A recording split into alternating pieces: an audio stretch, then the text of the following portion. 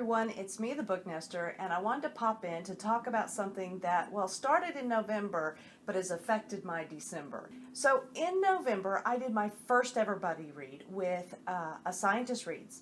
Amanda and I read, Nikola Tesla, Imagination of the Man That Invented the 20th Century. Now, as you can tell, I read it on my Kindle. What do we say about this book? I was reading along, and I started before Amanda did, and I sent her a message and said, I think I have the wrong book. I really do. And part of the reason is because not until 38% into this book does Nikola Tesla even appear.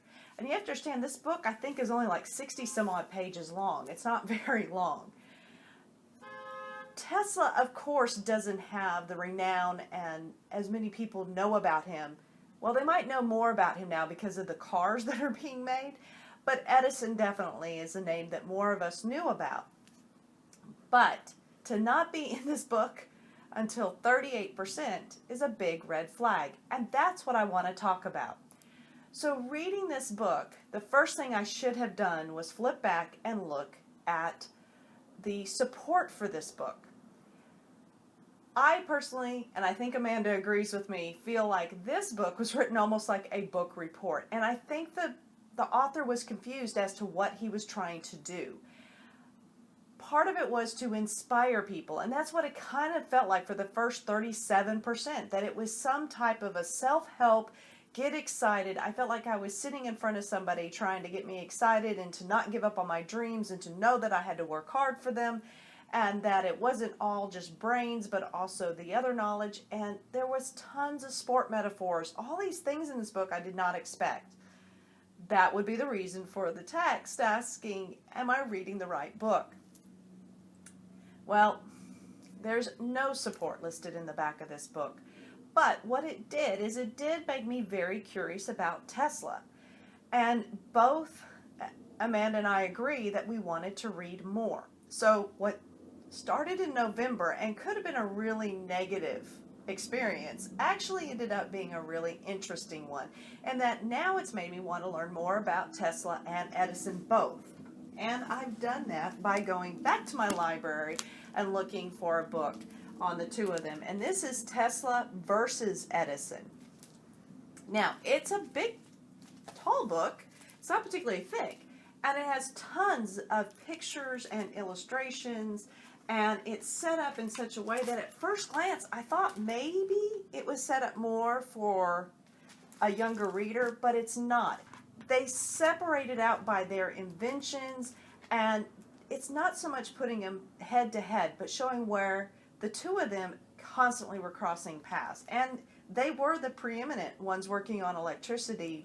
This book goes into great detail. So this is a nonfiction book, and I really would recommend it. I'm almost tempted to buy this for me so that I could keep looking at it. But how is it affecting my December? One of the things I love about historical fiction is learning. This actually made me think, these guys are amazing in their personalities. I mean, you know, sometimes reality is definitely stranger than fiction. Tesla is an amazing character. The things that he saw going forward, the things that if he had had all the technology before him, that he probably would have developed and that he named or he alluded to back in the 1800s is just amazing to me. And it just made me think there had to be something written during that time, kind of fictional recounting of either what was happening or maybe they were side characters in a book.